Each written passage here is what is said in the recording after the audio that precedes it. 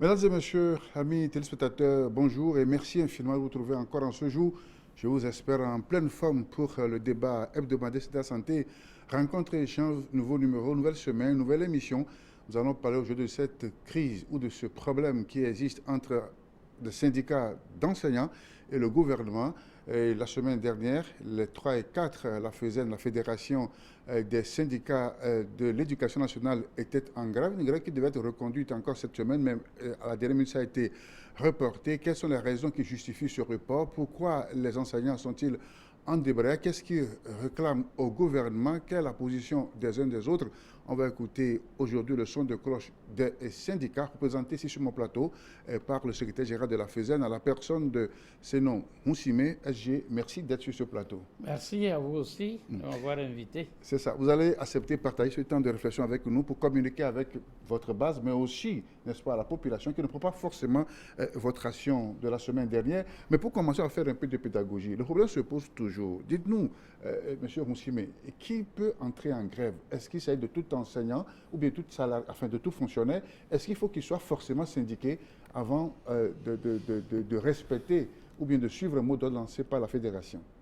Merci, Monsieur Wilson. Wilson, pour d'abord m'avoir invité à ce plateau pour qu'on puisse réfléchir ensemble sur ces points d'actualité. Et chers auditeurs, merci pour votre écoute aussi. La question de savoir qui peut faire une grève, etc. Bien, tout le monde peut faire une grève à la seule condition que vous soyez inscrit sur le fichier d'un employeur qui vous paye à la fin de chaque mois, ou bien il vous paye à la fin de la semaine, etc. Généralement, c'est à la fin du mois que votre employeur vous paye. En ce moment, vous devenez son employé, mais tout porte à croire que d'où est parti le droit de grève. C'est un droit qui est parti du capitalisme à outrance. À l'époque où j'étais... Comment vous voulez savoir, donc tout salarié donc inscrit régulièrement sur un fichier a droit d'aller en grève dès lors que ses droits sont menacés. Voilà, dès lors que c'est un droit même valorisé par notre Constitution. Tout à fait. Donc il n'a pas besoin forcément d'appartenir à un syndicat. Nécessairement, il devrait appartenir à un syndicat. Voilà. C'est ces nuances-là que nous devons clarifier. C'est vrai que pour notre grève dernière, des 3 et 4, comme vous l'avez bien dit, tous ceux qui ont fait cette grève, ont suivi ce mouvement, la main sur la conscience, ne sont pas tous des membres de la FEDEN. Bon, il y en a qui se sont syndiqués ailleurs, il y en a qui ne sont pas du tout syndiqués, il y en a que nous appelons les sympathisants, etc. Mais pour ce qui s'est passé dernièrement, c'est que les gens ont vu que leur droit est effectivement en jeu. C'est ça. Et tout ce que nous demandons, également, ça leur profiterait. Donc c'est pour ça qu'ils n'ont pas fait économie de se mettre en mouvement. Et ils ont suivi le mouvement. Je vous dis que le mouvement est suivi à plus de 70%. Plus de 70% sur toute l'étendue du territoire. Ce qui veut dire qu'au finish, vous avez quand même un travail de retour qui a été fait et qui vous confirme que ce chiffre que vous donnez est bien valable. Oui, vous savez, la FESEN n'est pas... C'est une grande organisation. Et même s'il faut les classer sans vous mentir, sans tromper les autorités, je dirais que la FESEN est à la tête. C'est la première organisation des travailleurs au niveau du secteur de l'éducation. Nous sommes la première. Pourquoi je le dis? D'abord, nous sommes 10 syndicats de base. Il y a les inspecteurs qui sont avec nous, il y a les conseillers pédagogiques qui sont avec nous, mais eux, leur nombre, ils sont plus... C'est réduit à une portion congrue puisqu'on ne les recrute plus. C'est ces derniers temps que... cette année même en cours, on a recruté un certain nombre pour être formés. Ils sont actuellement en formation. Par après, ils vont rejoindre nos rangs. Donc, actuellement, sans vous tromper, je vous dis que si je vous sors notre fichier, il y a au moins 6000 enseignants qui payent leurs cotisations régulièrement. Et ce sont eux qu'on appelle véritables membres. C'est ça. Qui ont une carte de membre, c'est ça? Ils ont des cartes de membres. Puis sur les 10 syndicats de base, au niveau de chaque corporation, c'est les secrétaires généraux des syndicats de base qui donnent les cartes à leurs membres. Sinon, en réalité, la FESEN n'a pas de membres physiques dans les écoles. Ces membres, ce sont les syndicats. C'est ça. Donc, puisque c'est une fédération. Voilà. Donc ça réunit... Ce sont des fédérations, des syndicats. Bien, merci. Allons dans le vif du sujet, M. Roussime. Alors, qu'est-ce qui fait l'objet, n'est-ce pas, de ce dernier mouvement? Qu'est-ce qui vous a fait entrer? Qu'est-ce que vous réclamez-vous concrètement? Monsieur Wilson, je vous remercie par rapport à cette question. Vous n'êtes pas sans savoir que avant 2018, il y avait des mouvements de perturbation récurrents où notre action pédagogique avait du plomb dans l'aile. Et le Premier ministre d'alors, c'est l'homme Classou, avait pris sur lui de réussir à régler ce problème-là de manière pérenne. Donc, il a instruit ses ministres, notamment le ministre de la fonction publique, M. Bavara, le ministre de l'Éducation d'alors, c'était Tchakbele, et d'autres également, où nous avons fait au-delà de 3 semaines de concertation, de discussion, et nous sommes parvenus à un accord inscrit dans un document que nous appelons protocole d'accord. Alors, qu'est-ce que nous réclamions à l'époque? Il y avait la naissance de la coordination, qu'on appelait CZ, coordination des syndicats de l'éducation du Togo, qui réclamait les primes de salissure, les primes de... Bon, il y a plusieurs primes quand même sur leur plateforme. Et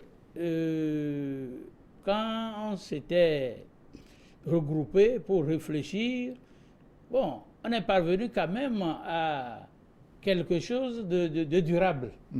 Du moins, le gouvernement a promis que les 5 années à venir, nous devons bénéficier de quelque chose pour améliorer les primes la prime unique qui était payée aux enseignants. Donc, bref, ce protocole d'accord a été respecté pour une durée de 2 ans, c'est-à-dire 2018 et 2019. Bien, 2018, 1 milliard avait été octroyé aux enseignants pour les apaiser. Donc, ce milliard a été distribué et nous avons vraiment apprécié cet acte du gouvernement où ce milliard, non seulement le milliard a été distribué, le milliard a été indexé au salaire, ce qui fait que les camarades en bénéficient jusqu'à ce jour et jusqu'à leur retraite, ils vont en bénéficier. C'est ça. Donc, en 2019, il était prévu 2 milliards. Alors, les 2 milliards, effectivement, sont distribués aux camarades. Tout le monde est rentré dans son droit. Mais on attendait également là qu'ils soient indexés. Mais cette fois-ci, on nous a dit non, que nous avons mal interprété le texte, que nulle part il n'est écrit qu'il fallait indexer les 2 milliards. Mais dire, c'est une jurisprudence. Puisque vous avez fait ça en 2018, pourquoi vous ne voulez pas le faire en 2019? Donc on a tiraillé longuement sur ça. Puis en 2020, on s'était encore retrouvés. Nous avons dit non, qu'il nous faut cette indexation. Et pour 2020, il était prévu aussi que ce qui va être dégagé pour l'amélioration des infrastructures, la réparation des constructions, etc., et un comité siégerait pour voir combien il restait pour qu'on puisse défalquer également un montant à servir aux enseignants. C'est ça. Ce qui veut dire que l'enveloppe n'était pas seulement destinée pour les primes des enseignants. Il faut convertir ça aussi en termes d'infrastructure. Oui, on s'était entendu que chaque année, pour les 5 années à venir, on dégagerait 10 milliards pour s'ajouter au budget de l'éducation. Donc, ça permettrait de mettre en place les infrastructures, ça permettrait de réparer d'autres, ça permettrait et peut-être de recruter aussi des enseignants. Et dans ça, maintenant, on dégagerait quelque chose pour encourager les enseignants. C'était ce que nous avons conclu. Bon, malheureusement, en 2020, avec la pandémie au coronavirus, on nous a dit qu'il n'y a plus rien dans le budget et que tout a été érodé. Bon, et en ce moment, nous, on réclamait toujours notre droit. Et c'est là où, face aux difficultés budgétaires du gouvernement, il nous a été promis que, bon, le gouvernement, en Conseil des ministres, a pris sur lui de nous octroyer ce que nous appelons notre fameuse gratification exceptionnelle. Donc, ce que je suis en train de vous dire, nous sommes déjà au 11 janvier 2021. Donc, ça a été promis comme ça. Bon, donc, si c'est ça, camarades, contentons-nous de peu. Parce que nous avons voulu que ce soit plus, mais puisqu'on n'a pas ce qu'on veut, mais il faut accepter au moins ce que le gouvernement nous donne. Justement, en raison de la situation sanitaire. Voilà, donc nous avons réussi. C'était pas facile. Pour moi, surtout, c'était pas facile parce que les camarades m'ont critiqué vertement que nous avons pris... Oui, la base, on en parlera. Voilà. Donc... le flèche de la base. C'était ça. Mais retenez également qu'en 2020, notamment le 2 novembre 2020, nous avons déposé un préavis pour dire que le protocole d'accord qui n'a pas été exécuté, nous voudrions qu'on nous paye absolument ce qu'on nous devait en 2020. C'est ça. Voyez-vous. Donc, à ça aussi, s'est ajouté le problème des infrastructures, le problème, la plateforme toujours contenait également le recrutement d'enseignants pour des compléments d'effectifs afin de décharger tout ce qui avait des surcharges horaires. Donc, à tout ça là, on n'a pas trouvé de solution. Donc, nous sommes allés en mouvement les 16, 17, 18 novembre 2020. Bon, donc, le 18, effectivement, on nous a appelés à une table de discussion. Alors, nous avons suspendu le mouvement pour privilégier les discussions. Donc, discussions menées pendant un certain nombre de jours, et il faut comprendre que en matière de perte de temps, nous sommes maîtres en cet art-là. Donc, c'est ce que nous appelons du dilatoire. On n'avançait pas. On n'avançait pas, c'est les mêmes choses quand vous arrêtez aujourd'hui et demain vous allez reprendre. Vous n'avez pas l'impression de voir évoluer la situation. Donc, ce qui nous a amené à durcir notre position, et retenez bien que le 7 juillet, avant l'examen de fin d'année, le 7 juillet, on nous a convoqués. 2021. Oui. Nous avons été convoqués et on nous disait que ce n'est pas l'argent pour payer la gratification exceptionnelle, comme l'État a promis. L'État a les moyens pour nous les payer, mais seulement on cherchait le cadre. Le cadre pour rendre l'opération solennelle. Et c'est ça, c'est la solennité de la chose. Qu'est-ce que ça veut dire? Eux qui savaient ce qu'ils cachaient dans le truc solennel.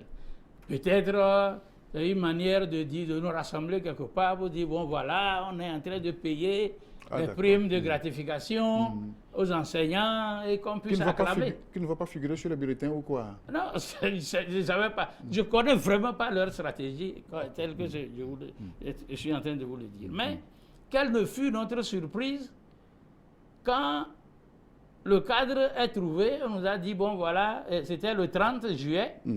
Et ce 30 juillet-là, bon, on ne nous a pas invités. Donc c'était les centrales syndicales. Et par après, on dit que non, que la gratification va être payée après la refonte du statut général de la fonction publique. C'est de là que nous avons compris que non. Ces gens-là, ils nous tournent en briques. Donc, franchement, finalement, rien de concret ne va être fait. Et c'est là où la FESEN a envoyé une correspondance le 24 septembre, veille de la rentrée, rappelez-vous que c'était le 27. Le 27. Le 24 déjà, nous avons envoyé notre correspondance à notre ministre de tutelle pour lui dire que la grève que nous avons faite en 2020, c'est-à-dire les 16, 17, 18, cette grève n'est que suspendue. Elle n'est pas levée. Mais nous allons rééditer la grève au cas où nous n'avons pas satisfaction. Satisfaction par rapport à tout ce qui devait être engagé pour l'année nouvelle. Le recrutement des enseignants qui ont passé un concours et dont on n'a pas la proclamation. Ensuite, la promesse qui nous est faite, cette fois-ci, ça ne va plus passer. Donc, si on n'a pas ces deux éléments, fondamentalement, nous serons en mouvement. Donc, c'était le 24. Le 7 octobre, nous avons encore envoyé au ministre un autre courrier où nous disons que, passé le 29 octobre, si nous n'avons pas satisfaction, nous serons en mouvement les 3 et 4. Et ce courrier servait de préavis ou quoi? Parce qu'il y a non, le premier, c'est la grève de 2020 que nous reconduisons. Ça se passe aussi comme nous ça, leur de avons façon dit, automatique? Mais c'est à eux de nous dire que ça ne peut pas se passer comme ça. Mais pour nous, c'est les mêmes doléances. On vous a répondu qu'en réalité... Ils n'ont pas répondu. À ce courrier, on n'a pas répondu. Pour nous dire que, bon, voilà, que vous n'avez pas le droit, parce que si vous allez en mouvement par rapport à ce qui s'est passé l'année dernière, vous ne serez pas dans la légalité. C'était l'argument phare justement du gouvernement, parce que vous avez lancé une grève en 2020, que vous reconduisez automatiquement en 2021? Suspendu. La grève est suspendue. Syndicalement, lorsque vous lancez une grève, quand vous avez ce que vous demandez, vous suspendez, comment ça se dit, vous levez la grève. Mais la grève est suspendue. C'est différent dans le... C'est différent. C'est différent. La grève est suspendue et non levée. Voilà. Donc ici... La menace est toujours là. La menace est toujours là. Et nous avons prévenu 2 fois par des courriers. On n'a pas daigné étudier, donner une réponse à ça. C'est ça qui fait que nous avons mis le mouvement exécutif. Le mouvement en chose, les 3-4, vous allez voir, tous les enseignants étaient déchaînés. Et ce qui même a irrité, ce qui a plus irrité les enseignants, c'est qu'il y a eu des sorties de nos 2 ministres, le ministre de la fonction publique et le ministre de l'enseignement, qui ont fulminé sur les antennes, dire qu'avec des menaces partout. Donc c'est là où les enseignants étaient décidés de dire ça passe ou ça casse. Et ils ont bravé. Donc cette histoire de 10 jours de délai de préavis... Le préavis de 2020 était là. Donc il n'est pas question pour nous de donner encore notre préavis. C'était en 2020. Voilà, bien sûr, en 2020.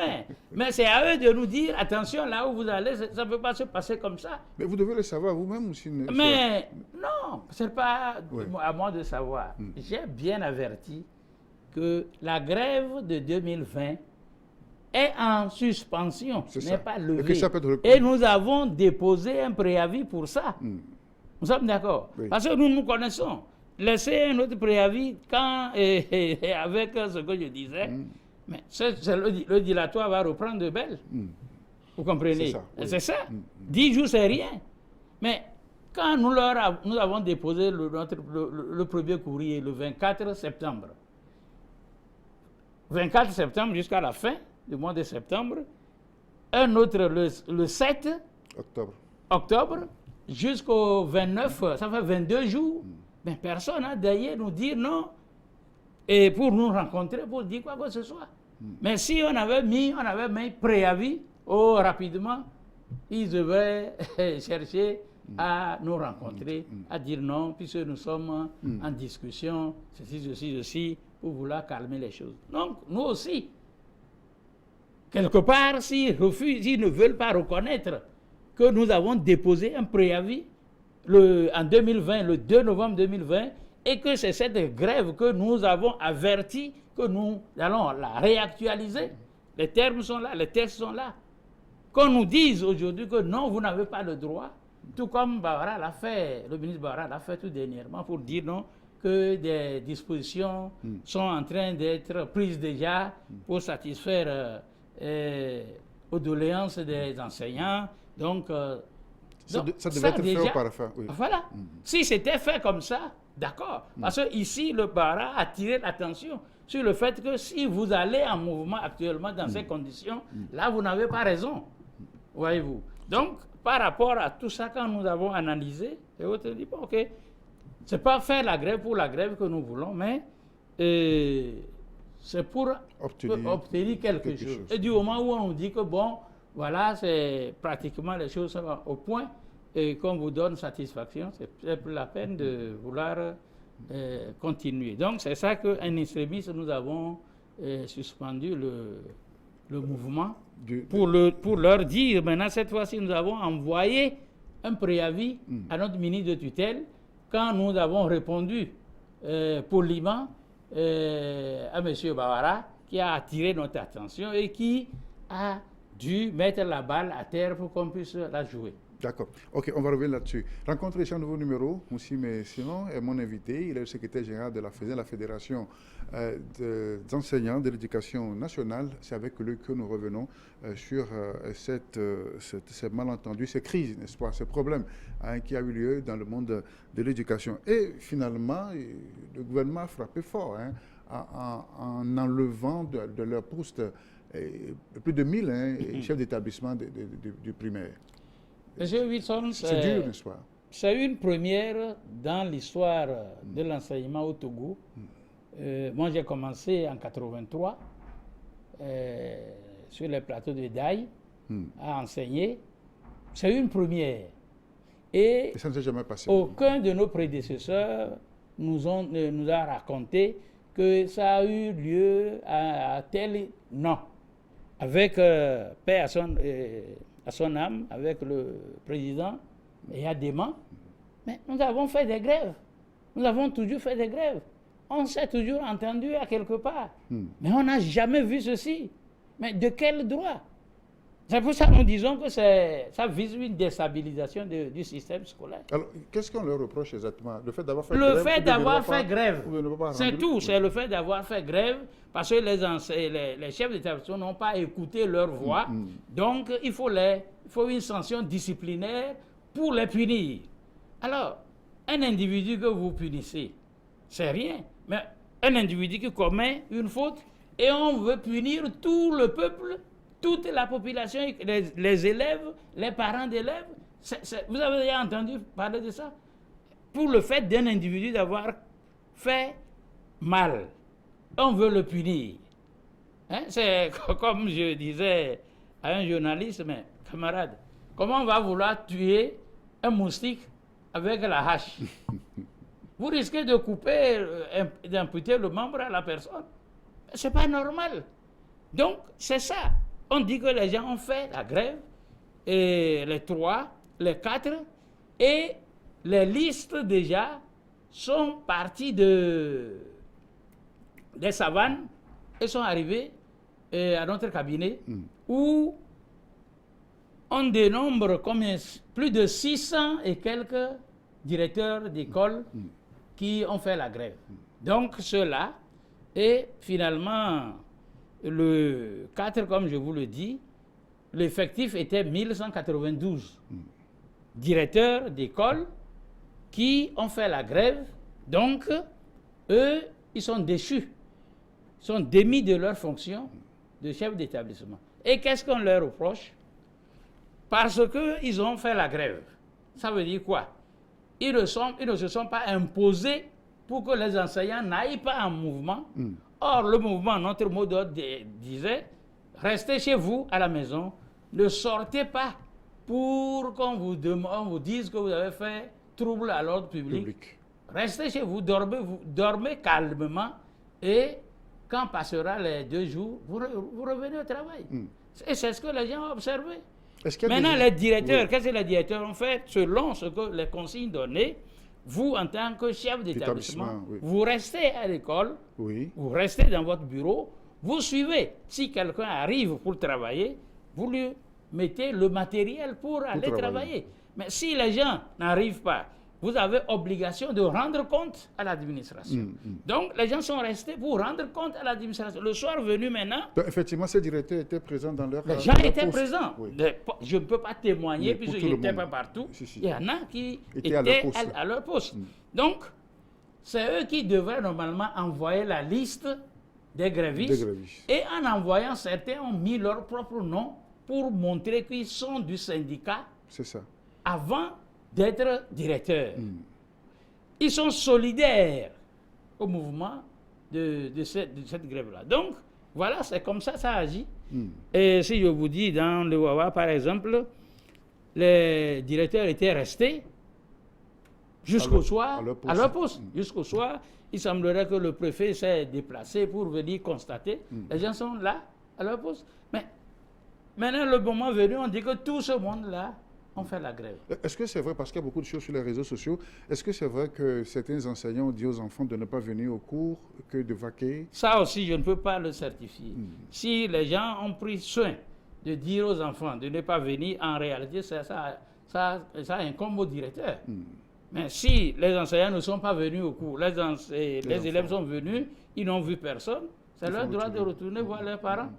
Est-ce que c'est vrai aussi qu'il y a des directeurs retraités ou bien qui ne sont pas encore sur la liste, mais qu'on a retrouvés parmi ceux qui sont... Ça, je vous le dis. Ça, je ne dis pas non. On a retrouvé un mort sur la liste des savanes.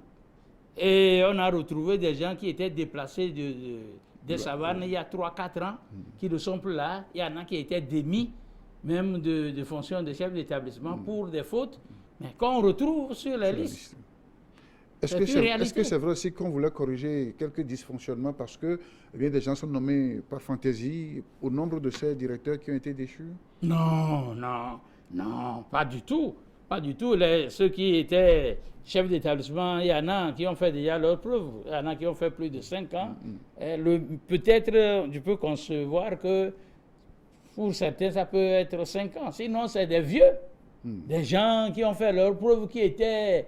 là, depuis 15 ans, 20 ans d'années de responsabilité. Qui seraient même proches de leur retraite. Proches de leur retraite. À certains 1 an, à certains 2, etc.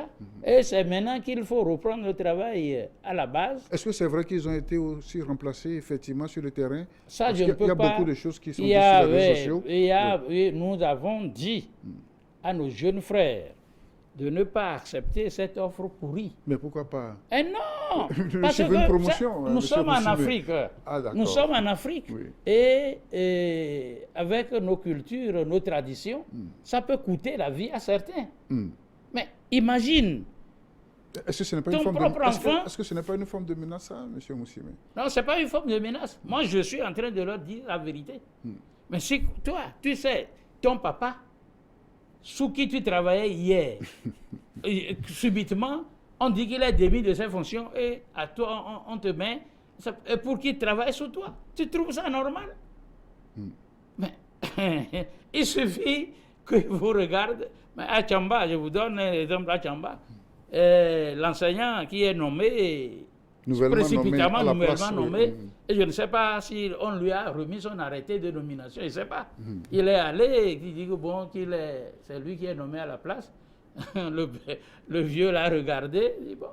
Par après, l'enfant même est reparti vers la direction régionale pour remettre sa démission, qu'il ne peut pas voir, il ne peut pas être chef de son chef. Il a démissionné. Moi, je trouve que ça, c'est logique. Ça, c'est logique. Parce que c'est du cadeau empoisonné. Et ça expose les gens. Je ne menace pas, hein. Moi, je ne menace pas. C'est ça. C'est la réalité. Ce qui peut arriver, c'est de ça que je parle. Parce que nous n'avons pas tous le même tempérament. Hein? Il y en a qui sont chrétiens, il y en a qui ne le sont pas. Il y a les animistes parmi nous, il y a tout. Alors, toi, peut-être on peut t'offenser, tu dis non, je te pardonne. N'est-ce pas? Tu peux le dire parce que toi, tu as la crainte de Dieu. Tu peux dire, bon, je te pardonne. Mais l'autre, il ne va jamais te pardonner. Même s'il te dit qu'il te pardonne, c'est de face. Tu ne sais pas ce qui se passe derrière. Donc, ça là, ce n'est pas régulier.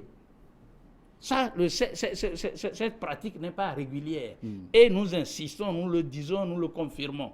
Si tout ce monde-là si on ne les rétablit pas dans leurs droits, nous serons en mesure de reprendre le mouvement jusqu'à ce que le dernier soit rétabli dans son droit. C'est ça. Ce qui veut dire que vous ne les abandonnez pas, et c'est pas que le sort est tiré. Il n'est pas question de les abandonner. C'est la solidarité. Le syndicalisme est basé sur le principe de la solidarité. Donc vous avez lancé un plaidoyer en ce sens pour que soit rétabli. Quel plaidoyer vous lancez? On n'a qu'à nous démontrer d'abord que notre grève est illicite. C'est ce qu'ils ont dit. Ils l'ont dit, mais quand nous démontrons, nous aussi nous allons rester en justice. Ah bon, donc je ne vous ai pas dit ça, nous allons nous plaindre en justice, c'est devant l'État. D'accord. Ah non, on va prendre le service d'un avocat, oui, on va commettre... Vous allez assigner l'État en justice. Ah mais on va assigner, pourquoi pas? L'État est aussi justiciable comme nous tous. Si on fait mal quelque part, il faut le dire. Donc, ils sont informés. Qu'on me dise que vous n'avez pas déposé de préavis le 2 novembre. Et là, je dirais, bon, d'accord, vous avez raison. Mais j'ai déposé de préavis. J'ai écrit le 24. Vous n'avez pas répondu. J'ai écrit le 7 jusqu'au 29. Et c'est ça même qui fait que beaucoup de camarades disent que la grève est légale, qui sont informés, etc. C'est du fait de ne pas avoir mis préavis dans le dernier document. On se sert de ça pour vouloir... c'est tout. Évidemment, c'est de bonne guerre. Pourquoi vous l'avez... C'est exprès que vous l'avez omis ou bien... Non, c'est pas qu'on a omis. Je vous dis que nous avons dit qu'on va réactualiser la grève. Là où on l'a suspendu, là, on le ramène. C'est notre stratégie. Ça se fait aussi en matière syndicale? Mais c'est ce que je suis en train de vous dire. Pourquoi il suffit de mettre sur leur mention la grève est reconductible. C'est ça. Et vous n'avez plus besoin de donner notre préavis avant d'aller en mouvement. La grève est reconductible jusqu'à satisfaction. Et c'est ça que nous risquons d'en arriver là-bas au cas où on ne rétablit pas nos camarades dans leurs droits. Ils n'ont commis aucun crime. Bon, on nous oppose deux textes. Les fonctionnaires sont régis par le statut général de la fonction publique. Il y a aussi il y a ce document. Le statut particulier? Non, pas le statut. Nous avons notre statut particulier, mais notre statut particulier n'a rien à voir avec le statut général de la fonction publique. Okay. Et c'est le document qui régit tous les travailleurs de ce pays, disons les fonctionnaires. Maintenant, le Code du travail, c'est un document qui gère les privés et les parapublics. Mais il se fait que dans ce qu'on nous indique comme l'article 324, cet article dispose du délai de préavis qui est de 10 jours. De 10 jours. Avant, c'était 5 jours, non? Avant, c'était 5 jours. Avant, c'était 5 jours, mais depuis, je ne me rappelle plus, depuis il y a longtemps quand même que c'est pour 10 jours. 10 jours. Les 10 jours, en réalité, c'est pour donner la chance aux discussions que l'employeur, puisque la grève d'abord, après tout, c'est une pression. C'est pour punir l'employeur têtu. Voilà. Donc, durant les 10 jours, il peut avoir la latitude de discuter avec vous pour qu'on n'en arrive pas à l'effectivité de la grève. Voilà. Donc, c'est ça au niveau de l'article 324. Bon, tout ce qui est dit par rapport à cet article, vous devez avoir d'abord discuté, etc., etc. Nous discutons. On a discuté avec le gouvernement. Quelles discussions ils veulent encore? On a discuté avec le ministre de l'Enseignement, avec le ministre de la Fonction publique, qui est d'ailleurs le président du Conseil du dialogue social. On a discuté.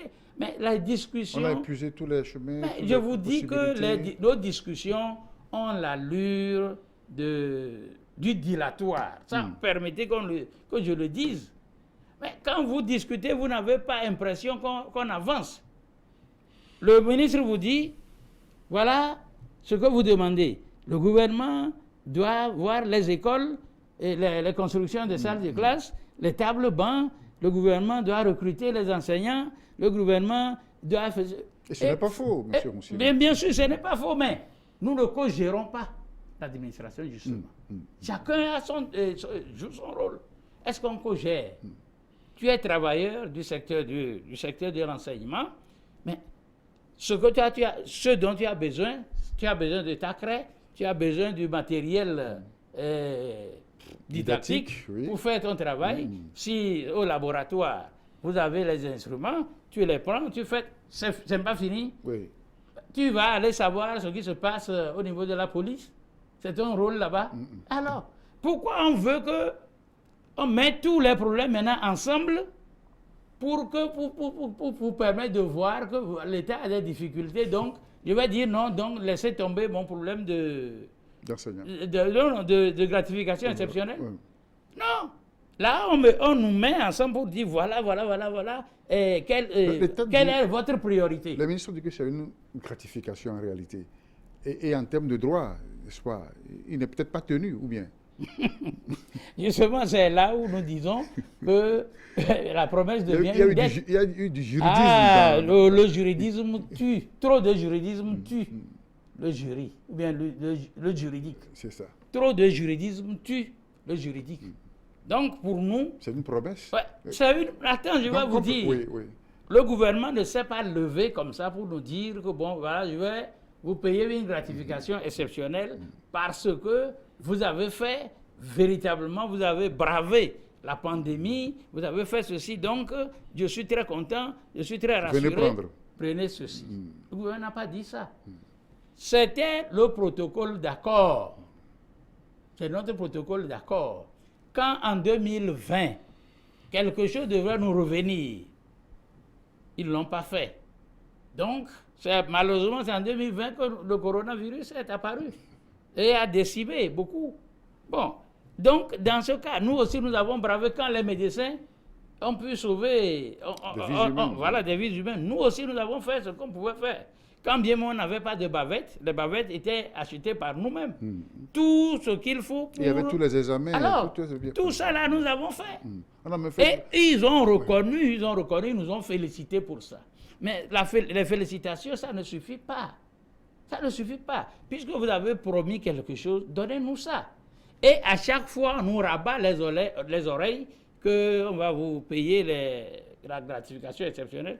Le ministre, avant la rentrée, a prononcé ce discours-là que l'État a décidé... de tutelle, oui. Parce que notre ministre de tutelle a dit 2 ou 3 fois. Le mot « on va vous payer la gratification exceptionnelle » est revenu 2 ou 3 fois. Dans son discours. Mais pourquoi ne pas faire confiance à tout ça là? Mais ça va être payé quand? D'ailleurs, nous ne savons pas le contenu de cette gratification. C'est-à-dire le montant. Le montant, on ne sait pas. Maintenant, dans ce qui a crevé l'abcès maintenant pour que tout ce puits-là puisse sortir, c'était quoi? Ce que nous avons demandé, messieurs les ministres, communiquez-nous le montant de la gratification et à quand ça va démarrer. Mensuel, puisque ils ont dit que c'est mensuel. Donnez-nous le montant par mois, par personne. Et à quand ça peut démarrer. C'est tout ce que nous avons demandé. Personne n'a dit versez-nous la gratification exceptionnelle ici et maintenant. Personne n'a dit ça. Dans le courrier, les courriers sont là, je peux vous faire lire ça. Donnez-nous le montant. Mais comme on a compris que non, c'est une manière de nous encourager, comme on a l'habitude de chanter Miodo, Boda les Oudi, Miodo. C'était ça. Mais nous sommes aussi des responsables. Nous avons nos enfants. Voyez. Mais les gens qui approchent la retraite, ils ne sont pas des enfants. Et à chaque fois, moi, je vais aller vers eux pour leur dire non, écoutez, le gouvernement va nous... Eux-mêmes n'ont qu'à aller. D'ailleurs, il arrive des fois, je leur dis, vous-même, allez rencontrer la base ou parler à la base. C'est ça aussi la pression de la base. Pourquoi c'est nous que vous nous mettez devant et vous ne voulez pas vous vous rappelez une année, quand on réclamait les primes de bibliothèque et de choses de rentrée, les ministres se sont pris, je ne sais pas quelle mouche les a piqués. Ils sont allés rencontrer nos camarades à la base, un peu partout, ils sont repartis sur tout le territoire. Oui. Mais les gens ont eu, à leur dépend, on leur a lancé des tapettes. Oui. Mais ils n'en sont pas morts. Mais ils ont fait amende honorable pour dire ce que les enseignants demandent. Et il a fallu que le président de la République, l'actuel, disent, bon, ok, et nous allons faire quelque chose. Et ça a commencé. Le montant qu'on réclamait, nous, même si on nous proposait 5 000 à l'époque, on devait accepter. Si on nous proposait 5 000 par mois, on devait accepter. L'enseignant n'est pas exigeant. Ils ont dit niet, que 5 000 c'est trop, il n'y a pas de moyens. Et ils se sont allés se promener un peu partout avec ce que la base leur a servi. Ils ont compris que c'est sérieux. Par rapport à ça, le président a décidé et qu'on nous donne, je pense qu'on a démarré avec un taux de 30 ou 35 au départ, puis progressivement ça a atteint 75 000 par prime. Pour la rentrée, c'est 75 000. Pour bibliothèque aussi, 75 000. 750, répartis sur le salaire. Voilà, c'est ça qui est réparti sur le salaire. C'est comme ça qu'on gère le problème. Maintenant, eux, ils ne veulent pas aller pour se faire lyncher par la base et ils demandent que nous soyons toujours au front. Moi, j'ai été au front, à chaque fois, finalement, on ne me prend plus au sérieux. On m'a vilipendé partout. Je suis à la retraite. Tout ce que je fais aujourd'hui, c'est désintéressé, de manière désintéressée. Je ne prendrai rien. Mais les gens m'insultent. On dirait que c'est moi qui tiens le grenier de l'État. C'est ça. Ouais. Sur toutes les panels, c'est ça aussi, quand on est responsable de syndicat. Je ne peux pas refuser, j'accepte tout. Oui. J'accepte tout. La main sur la conscience, camarades, comprenez la situation telle. Mais chaque fois quand tu vas aussi pour dire finalement, les gens vont se lasser de toi. Et moi aussi, j'ai refusé de servir de... Comment vous appelez de cobaye de cobaye ou bien de beaucoup pour l'Holocauste. Je ne peux pas accepter ça. Alors, où est-ce qu'on en est actuellement puisqu'entre-temps, il vous a été dit d'envoyer encore vos représentants à la concertation. Où en est-on? Et entre-temps aussi, vous avez levé la grève de 10 et 11. Oui. Justement, c'est par rapport au courrier du ministre de la fonction publique, comme qui nous a rassuré que des dispositions diligentes sont d'ores et déjà prises. C'est le terme qui a été employé. C'est le terme employé, sont d'ores et déjà prises pour régler le problème des enseignants. Donc ce que moi je craignais, surtout pour nos mouvements-là, c'est la récupération. Je craignais beaucoup que l'on ne récupère ce mouvement. C'est-à-dire qui va récupérer?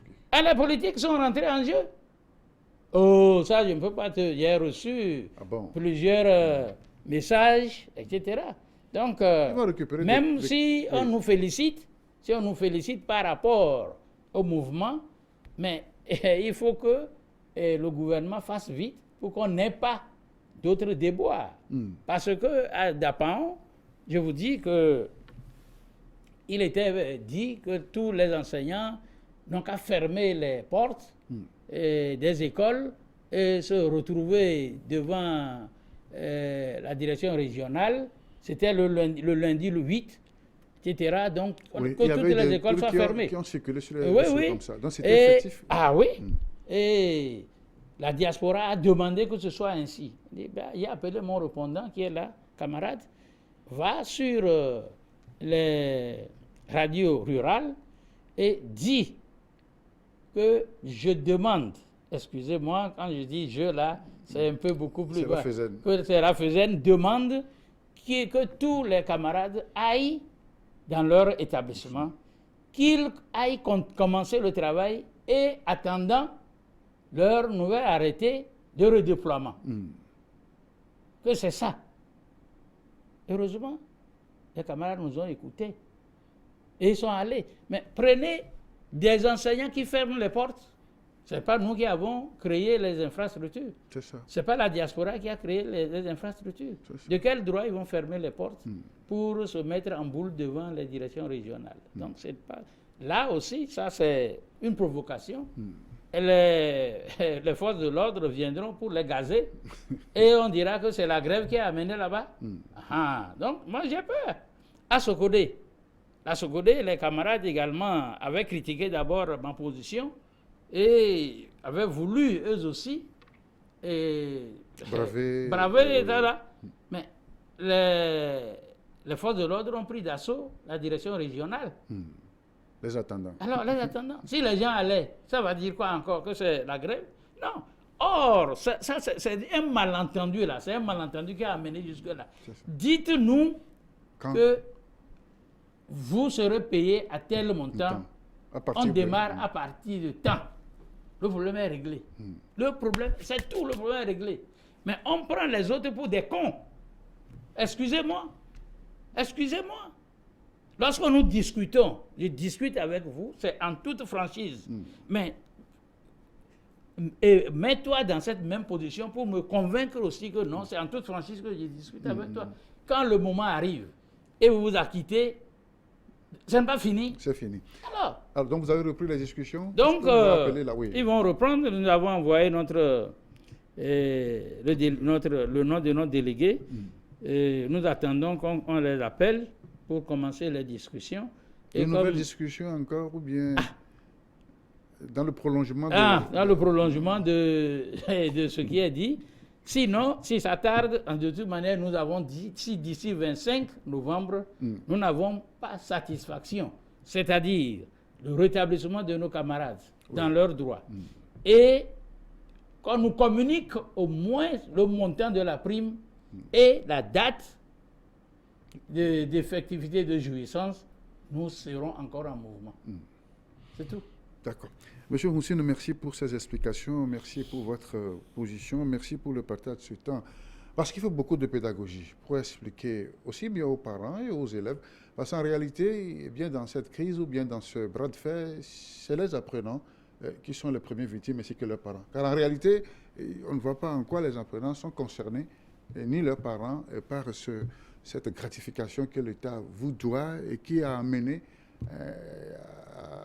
à débrayer, à laisser les enfants à la maison. Alors comment donc mener une action syndicale sans toutefois léser ces âmes qui n'en sont pour rien? Merci beaucoup. Effectivement, les enfants n'en sont pour rien, ni les parents n'en sont pour rien. Et comme je l'ai dit, les camarades n'ont fait que respecter les consignes de grève. Et le mot d'ordre de grève, tel qu'il les a appelés à aller en grève, c'est les gens ont dit leur ras-le-bol à nos employeurs. Ils ont crié leur ras-le-bol à nos employeurs qui doivent saisir cela comme un langage fort. Aujourd'hui, mine de rien, ça va s'enflammer. Parce que nous savons tous le contexte dans lequel nous sommes. D'abord, la pandémie, les mutations en désordre partout dans toutes les préfectures.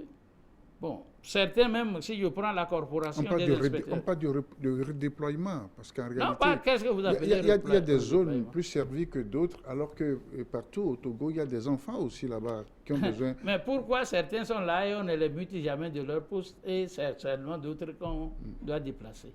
Il y a ça aussi, il n'y a pas équité. Il n'y a pas équité, je n'ose pas ouvrir cette page. Il n'y a pas équité dans les mutations. Oui. Donc c'est certain, eux-mêmes disent les plus agités. C'est les termes ça. Les plus agités, parce qu'ils répondent bien quand syndicalement, lorsque vous les appelez, c'est eux qui informent les autres, etc. Donc eux, ceux-là, il faut les supprimer. Ça veut dire, il faut tout faire, même s'ils n'existeront même plus, il faut les éliminer. S'ils ont les moyens, ils devaient les éliminer. Donc, c'est eux qui doivent chaque année ramasser leurs bagages, aller rejoindre les points les plus... Pourquoi? Qu'est-ce qu'ils ont fait? La liberté d'expression, elle est innée. Les gens qui expriment leur opinion, c'est interdit? C'est pas du tout interdit. Ça fait partie des droits les plus élémentaires. Hein?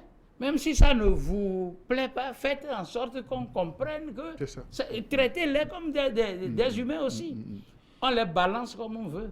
D'accord. Et les gens sont partis en ramassant en allant chercher de l'argent quelque part. Soit vous faites des prêts pour ramasser vos effets et regagner votre poste. Vous trouvez ça normal? C'est ça. Oui, alors je demandais comment faire pour épargner les enfants. On en parlait. Pour épargner les enfants, je disais tantôt que j'ai demandé aux camarades qui sont en attente d'être redéployés de reprendre le travail en attendant. Donc, ils sont restés à leur poste? Ils sont restés à leur poste pour le moment, pour la plupart, mais certains ont été démis et remplacés. Ceux-là, les gens ont accepté ce cadeau pourri-là pour aller se mettre au service. Il y a un qui m'a appelé la fois dernière, il est de Nyamasila, on m'a appelé qu'il est dans une école primaire et il a été à l'école et un est arrivé pour lui dire que bon, que lundi ou bien quoi là, que c'est lui qui prend l'école maintenant, la direction, que il ne sera plus là. Et il m'a appelé, il dit mais est-ce qu'il t'a montré son arrêté de nomination? Il dit non. Mais il ne t'a pas montré son arrêté, il a parlé comme ça, sans document, et tu acceptes. Va voir ton inspecteur, dis-lui si effectivement il a reçu l'arrêté nommant quelqu'un à votre poste. Mais c'est ça, il faut faire ça aussi. Donc vous espérez que ces camarades seront En tout cas, je crois comprendre que on a induit le ministre en erreur à certains égards. Si moi je le dis comme ça, parce que le ministre n'est pas allé pour prendre les listes des enseignants dans les classes pour dire que bon, voilà. C'est des gens qui lui ont fait. Oui, j'ai un compte rendu qui lui a été fait. Oui, par voie hiérarchique, bien sûr. Bien sûr. Donc, je ne sais pas comment ça s'est passé. On est allé jusqu'à ces nombres-là. 1345. 1345 enseignants, s'il faut maintenant nommer 1345 en leur remplacement. Les 1345 déjà très très énervés de la situation, de leur, comment ça se dit, on les a déchus. C'est ça, non? Oui. Maintenant, aigris, vous pensez que ceux-là peuvent faire un bon travail encore dans l'école?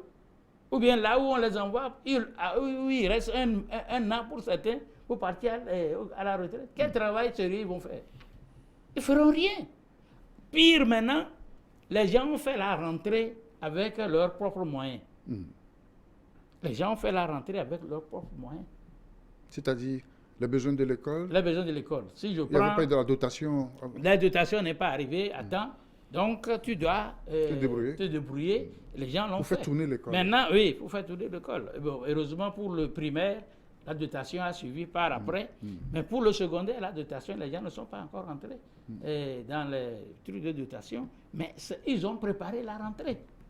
Maintenant, vous dites que celui-là, vous le mettez sous autre. Moi, je ramasse tout ce que j'ai acheté, je pars avec.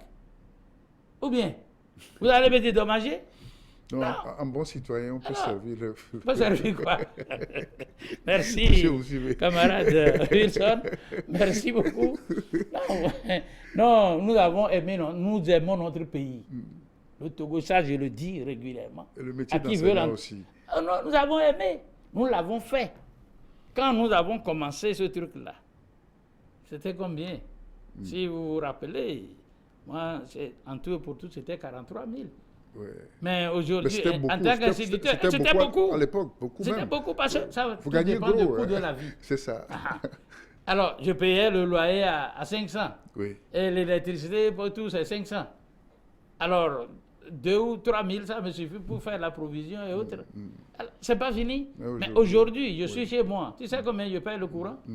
Je paie pas le courant moins de 25 000. Le courant. Je ne parle pas d'eau. Le coût de vie est devenu excessif. C'est ça. Au point Il faut des mesures d'accompagnement. Voilà.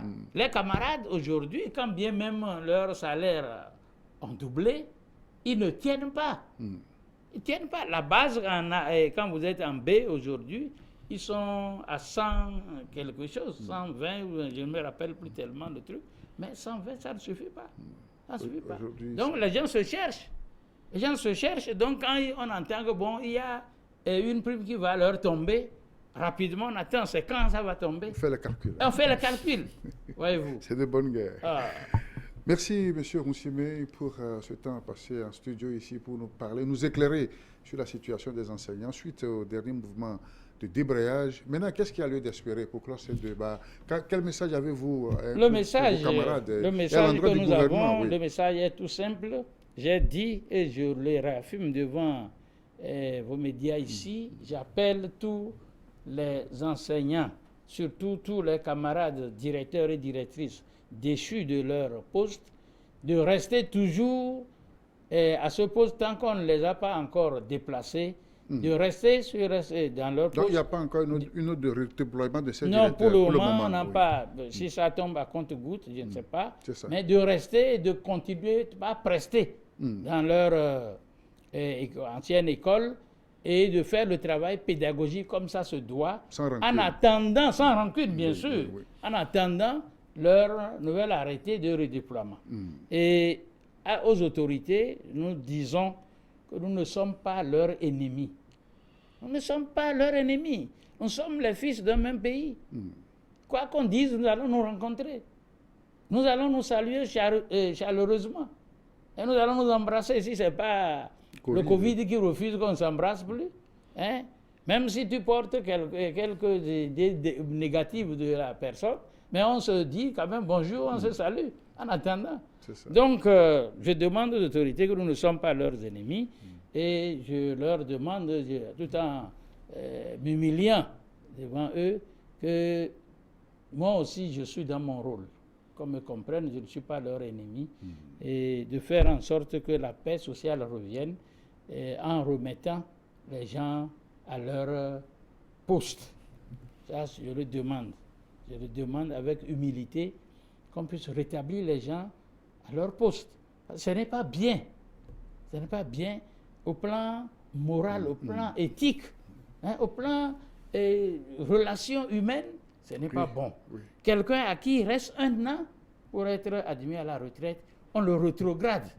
Qu'est-ce que les autres diront de celui-là? Et le mouvement syndical est reconnu. Toutes les conventions, les 8 conventions, disons, fondamentales, sont ratifiées par notre pays. Je fais allusion à la Convention 87 surtout, à la Convention 98, hein, à la Convention qui interdit le travail forcé, le travail des enfants. Tout ça, là, notre pays a ratifié. Bon, de grâce qu'on comprenne que le syndicat existe. Et si on prend notre Constitution, la Constitution, comment ça se dit, reconnaît le droit de grève. Même un individu peut faire sa grève. Alors que, par définition, on dira que la grève, c'est une décision concertée des travailleurs qui, à un moment donné, arrêtent le travail. Ils ne louent plus leur énergie de leurs bras. Ils ne louent plus leur intelligence pour faire le travail. Ils cessent. Voyez-vous. Donc, nous n'allons jamais cesser. C'est notre pays, c'est nous qui allons construire l'école. Donc, de grâce, qu'on puisse me rétablir les camarades dans leurs droits, je reconnais, et qu'on ne nous applique pas le code du travail, mais plutôt qu'on nous applique le statut général de la fonction publique. C'est différent, les deux textes sont différents. Même s'il y a des interférences, les interférences, c'est uniquement au niveau du préavis qui est de 10 jours. Donc le code du travail est plus sévère en matière de grève? Ah oui, par rapport au privé, c'est plus sévère. C'est plus sévère. Parce que eux, bon, c'est les organisations les plus représentatives qui tiennent compte avec eux. Alors que chez nous ici, tout le monde se dit fédération. Et eux, ils évoluent. Voyez-vous. Donc il y a des nuances, des différences entre les deux textes. Nous sommes régis par le statut général de la fonction publique. Les sanctions également sont prévues. Les sanctions sont prévues. Aujourd'hui, si on me demande, vous avez été déchu, sur la base de quel article de la fonction publique, je ne saurais le dire. Je ne saurais le dire. Parce que pour aller à une faute lourde, il faut qu'on écoute aussi le travailleur. Mais on a écouté qui? Parmi tous ceux-là qui sont déçus aujourd'hui, qui on a écouté avant de prononcer la sanction. Donc, nous ne sommes pas des ennemis, nous leur demandons. C'est notre pays, quoi qu'on dise, c'est ici on est né, c'est ici on va nous enterrer. N'est-ce pas? C'est ça. Donc, de grâce, que chacun mette de l'eau dans son vin. C'est notre patrie, c'est la terre de nos pères, c'est là où il fait bon vivre.